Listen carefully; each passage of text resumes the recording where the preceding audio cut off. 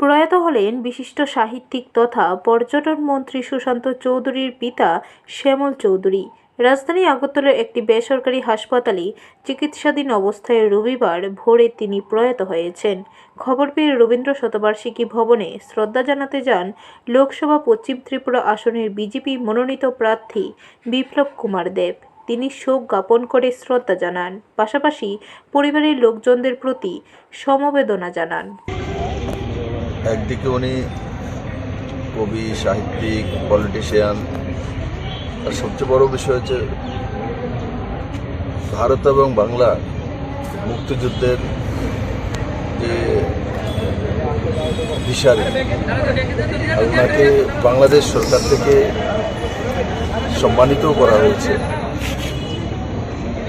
আর যতদিনই উনি ছিলেন, কারণ ছোটবেলা থেকে ওনাকে আমি দেখেছি উদয়পুরে,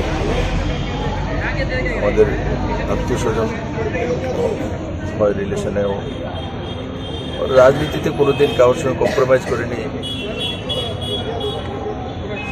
যেটা ওনার সঠিক লেগেছে মানুষের জন্য করতে হবে সেটা উনি করেছেন। স্পষ্ট বক্তা আমি সবসময় দেখতাম, আমাকেও মুখে সামনে বলে পাইছিল কিছু বলবেন, সবাইকে সামনে বলে দিন, এমন একজন ব্যক্তিত্ব। আর ওনার সুপুত্র সুশান্ত চৌধুরী, এখন আমাদের দায়িত্ব, উনি নেই, আমাদের দায়িত্ব যে ওই জায়গাটা যাতে সুশান্তবাবু অনুভব না করতে পারে। ব্যুরো রিপোর্ট, খবর ত্রিপুরা।